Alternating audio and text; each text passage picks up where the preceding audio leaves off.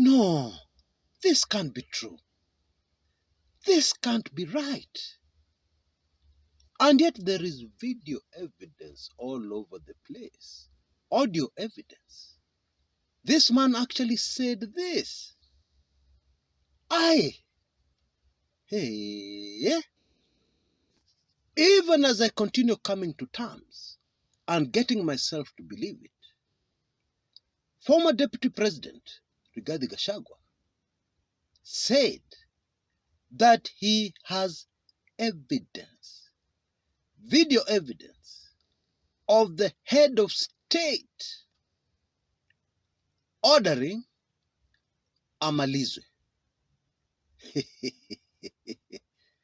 Hey, now, if this was anybody else, if this was somebody like Gaucho or any of the other many political hecklers we have in Kenya these days, some of them up and coming, it would be very easy to dismiss this. But this is Rigathi Gachagua. He has many haters. He has also many people who love him. But both sides will agree that what Rigathi Gachagua says, the information he gives so far, has always panned out 100%. And I challenge anybody in the comments area below to tell me even once, one incident where Gachagua said something that ended up not being true. Okay? But let me just give you a heads up. On my show today, not tomorrow, not another video, this one, you're going to discover something that is going to leave your ears ringing. Guaranteed. Okay? That, in my opinion, will shed a lot of light into this, crazy out of the park comment by Rigathi Gachagua. But that is not all you'll get from this information-packed show I've prepared for you today. Now, when you do something and people respond, what does it tell you? It tells you that what you have done has hit home. Imeuma, if I can use Kiswahili. Where is it currently in Kenyan politics that most of the developments, most of the things which are happening are just crazy? Hey, now, the government of the Republic of Kenya has given instructions to the government printers to halt, to stop, simamisha mara moja, the printing of a notice of change of the Azimio leadership. Now, supposedly, this is not true, but I'm sure this is how somebody was thinking.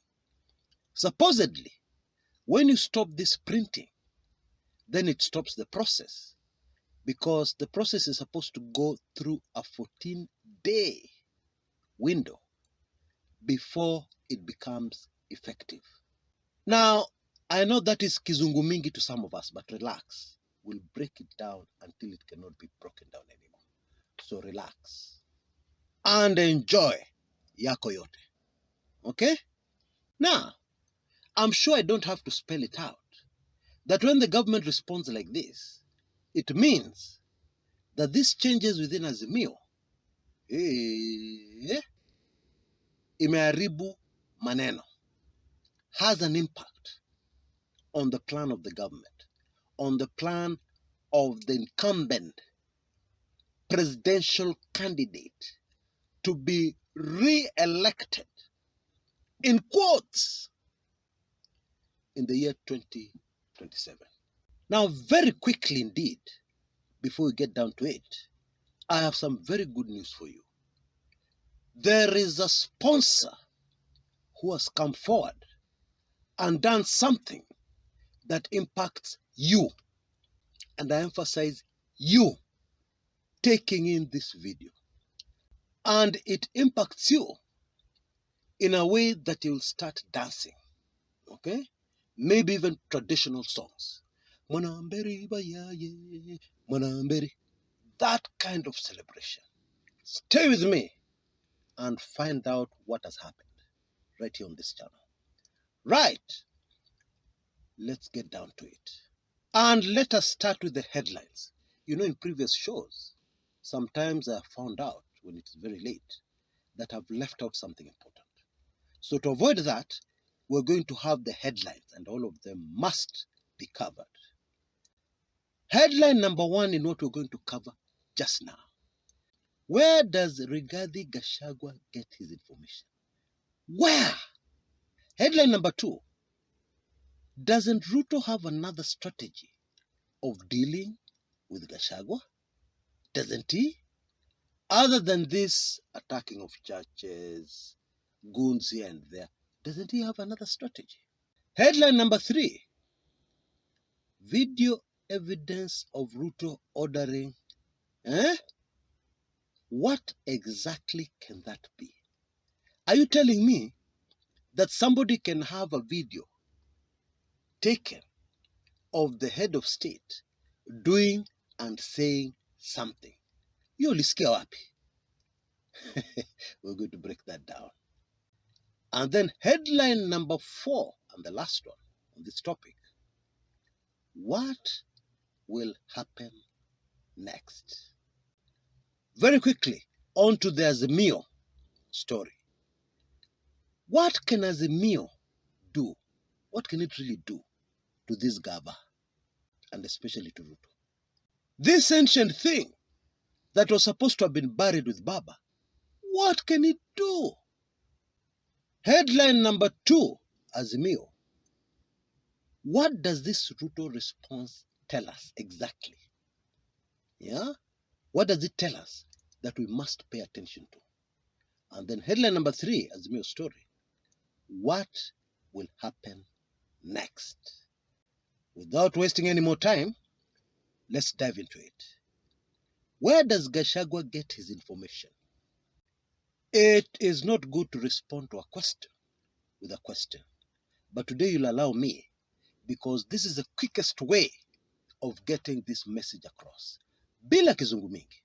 And my counter question is, what is Rigathi Gachagua's key skill set, which has enabled him to rise from the day he was a humble student at the University of Nairobi to DC, to somebody's personal assistant, to politician, to deputy president, to Mount Kenya, shida kubwa kwa serikali?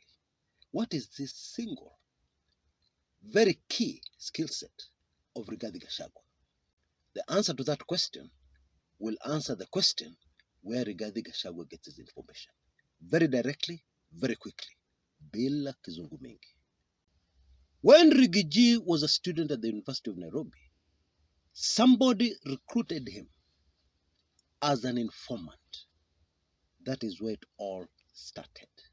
Now, there's an extra piece of information I need to give you here. Very important, so that we fully grasp what we're looking at here. Informants the world over operate the same, okay? And usually, it is on a carrot stick approach. What do I mean? You're an informant, just imagine it. And you're meeting your handler to give them information, the latest information that you have gathered. Okay. Now, the response of your handler to what you tell them, will either please them, delight them, make them jump over the moon. Okay? Now, let's come to Kenya. Imagine this handler of yours is holding notes, pesa. And of course, it goes without saying, the number of notes which come out of his hand will depend on the quality of information you give them. And so you're a cash-strapped university student. You need cash. What do you think you're going to do? I'm sure you get it. And I'm sure you see where this man developed this skill set of gathering information. I believe there is also a very important clue in the way Bwana Gashagua used to dress up to the time after when he became Deputy President of the Republic of Kenya. This manner of dressing very simply put, is designed to make you invisible. In fact, more than that, to make you something to ignore with the furniture in the room. And so when in this room and you want to say something sensitive, so you look around first and you see this student, Gashagua, and he's just dressed, not flashy, not attracting attention. Your brain completely ignores him. Naona ropokwa. Okay, let's move on quickly because I'm now sure you get it. And so now it makes perfect sense why immediately after university, Gashagua ended up as a DO, a district officer. Now, for the sake of younger Kenyans, during the Moi era at the University of Nairobi, politicians from Murema used to talk to university students. From Murema, what language do you think they were using? And so Bwana Gashagua must have done so well that he was put right inside the boiler room of Kenyan politics at that time as a DO, Nakuru. From the Jomo Kenyatta presidency to the Moi presidency, it all used to happen in Nakuru. Things that would change politics right across the country. So that is where this young university student was dumped, or rather appointed. I use the word dumped because I was thinking of somebody being thrown into the deep end of a swimming pool. And they are a rookie in swimming. Exactly what Rigathi Gachagua was. Ametoka to university jana.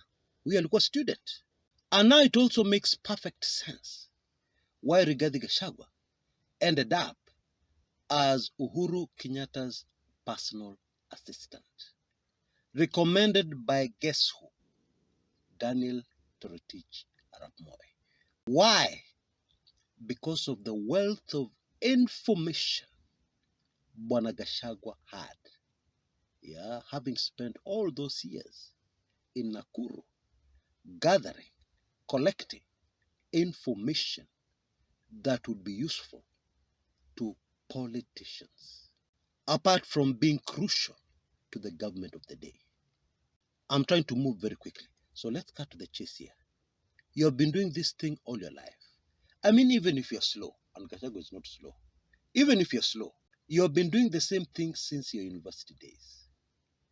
Of course, you're going to be a guru by now. I'm sure that answers your question because you know which buttons to push, you know where to get information, you know where to set up in order to get that information, etc., etc. Quick quiz for you. If you want to gather information without getting caught, what is better? To get that information directly from this officer holding a certain key position in government, or to get it from his wife or his mpango wa kando, whichever of the two are his confidants. Which is better? Of course, the wife or the mpango wa kando. Now, you can only know that if you've been in the business. Allow me to leave it there. Together with the contacts that Gashagua has built over the decades in the Kenyan system, I am sure that now you understand that question has been fully answered. Where does Gashagua get his information? Headline number 2. Doesn't Ruto have another strategy? The fastest way to answer that question is going to soccer. Man U versus Arsenal. Without mentioning names, you go into a game and everything starts going wrong. Your opponents are doing you a lot of damage. And the fans sitting watching that game, at some point are going to get very upset. And they're going to ask that question. Shall we ask it together? Don't they have another strategy of saving this game? Now, is it that this team, which is supposed to have won, but is losing, is it that they don't have another strategy? Of course not. They have many, many strategies. But what is happening is that they're bang in the middle of the boiler room. they're under a lot of pressure. And in that kind of environment, switching to another strategy is impossible. You're stuck there, just trying to survive. I'm sure that answers the question conclusively. Headline number 3, video evidence of Ruto ordering.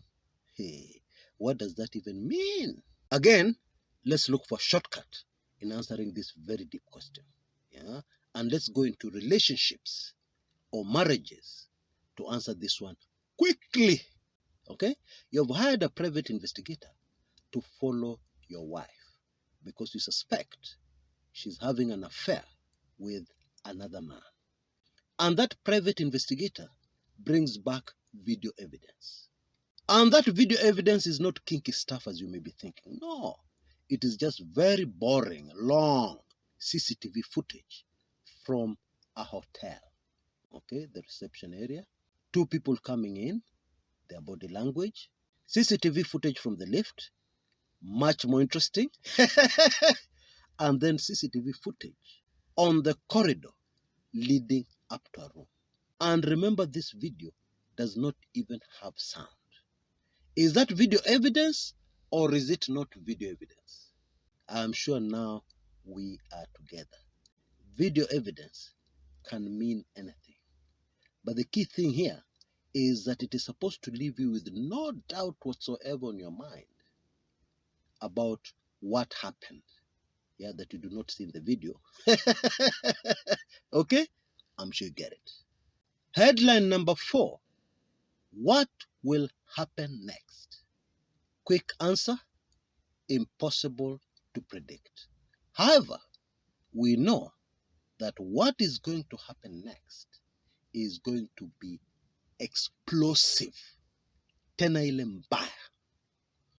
And it also goes without saying that it is not going to be good for the government, because governments are expected to behave in a certain manner. Governments are supposed to be very responsible.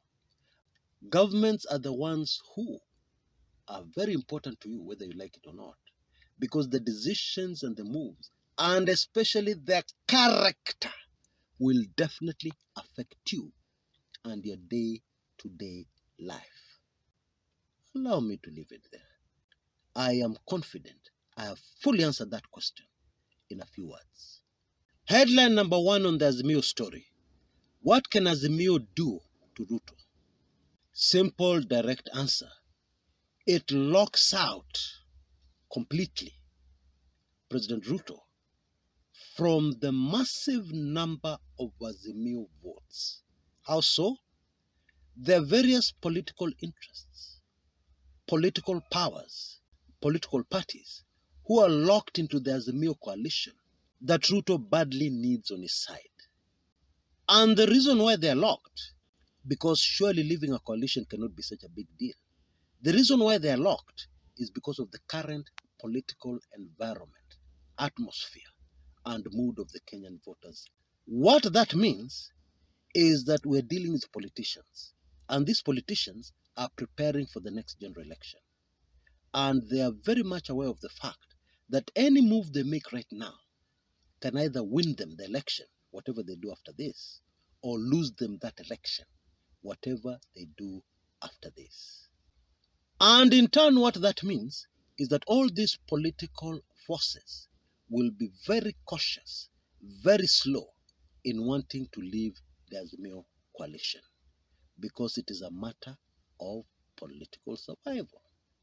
Because the timing, we're just about to go into a general election in the next 18 months, tops. And so for the Ruto presidential bid, Azimio is a nightmare that has come from nowhere at the very, very wrong time. And no wonder the government has responded in a very unorthodox, crude, uncouth, illegal manner of ordering the government press to stop, never to attempt to print, to publish the latest very significant changes within the Azimio leadership. And according to one of the brand new Azimio leaders, Karoli Omondi, this is of no consequence. Why? Because the law states that even if the government printers do not do their thing, as long as this notice has been published in a major newspaper in the country, the 14 days count is still in force. It still continues. So after 14 days, pop, those changes will take effect legally. You know, there is no doubt that the person behind this thing is a thinker. Walikaa chini, wakafikiria, how are we going to deal with this Ruto? And then the answer came, pop, Azimio, leadership change. A very small thing, but with huge, colossal consequences politically. What does this Ruto response tell us? That is headline number 2 on the Azimio drama. Well, simply put, it tells us that the Ruto presidential campaign is in panic mode. Because when you go outside the law, when you do things that are clearly very desperate, what does it tell everybody? It tells everybody that you are desperate. And being desperate is not a good position for anybody to be in who is planning to win something. Being desperate, it is dangerous because it involves your emotions, and we all know that when your emotions kick in, that wonderful gadget between your ears, your brain, stops working. Okay? That is human nature. That has been proven by history. Headline number 3 and the final one. So, what is going to happen next? Okay. You know, one of the biggest tragedies about the Ruto presidency is that Bwana Ruto appears not to have read history. In my opinion, had Ruto studied history, this story would have gone very differently. Why? Because history is the best teacher. History is the best thing to stop you from doing things that will get you nowhere. History is the best teacher to always keep you in check, not to do things that will boomerang back on you very, very badly. And what history tells us is that Azimio are on the right side of history, and that the current Ruto administration are just backpedaling and backpedaling and backpedaling. And meanwhile, they're using perception to shut the eyes and the understanding of those who analyze politics casually, those who analyze politics based on false perception and propaganda, those who analyze politics without having any clue about something called history. History tells us that when you're going into a general election and all the votes are in a basket on the other side of the river, and all these votes are very strongly against you, it is all over for you. And in fact, the best thing you're supposed to do is to pull out of the race. Now, history also has many examples of wise politicians who have realized this and late in the day have pulled out of the race, and they've saved themselves a lot, and I mean a lot, of grief. Now, as promised at the beginning of my show, and this is really very exciting, a big fan of this channel has come forward and they have decided to sponsor 20 people, 20 lucky people on this channel, to free access to a permanent golden key. What they have done is that they have made a very small, tiny donation for each of these 20 lucky people. And they have told me, Chris, this was your very lowest special offer. Najua si pesa nyingi. But this is very important because your channel, I've been following you from the days when you were talking about a new constitution on your blog, and it came to pass. I believe from the bottom of my heart that this channel is the single most important tool that has been made available to us for a better Kenya, for the Kenya we want. And I believe my most impactful contribution would be to get 20 people into your permanent golden key to get all that information, because information is power. I think you should get them to pay 2K each, and then my money will cover the rest, and get 20 people quickly on the permanent golden key. Well, in this economy, 2K ni nyingi. And so this is what I've decided. For only Kenya shillings 999. And please hurry to avoid disappointment or blaming me. For only Kenya shillings 999, that is not even a K yet, you'll be able to get the permanent golden key, courtesy of this man who I believe loves Kenya a lot. You can see details on your screens right now. Remember, you'll be able to immediately get all the sensitive special reports. And I'm very grateful that all of them have stood the test of time. The assassination of John Ogola, how Baba was finished, the assassination of Cyrus Njirongo, up to the very latest, exactly how some people are planning to rig the presidential elections, etc., etc. All those special reports, you'll get them pop, and then going forward, you'll be able to receive everything and anything Kumekucha without paying a single cent. I suggest that you do not even stop to think. I suggest that you do not waste time and that you act immediately, because it is strictly 20 people. M-Pesa to the usual number, and pop, you're going to be in. And you will not believe. You will not believe. All for a better Kenya. Until next time, this is Chris Karaoke Kumekucha.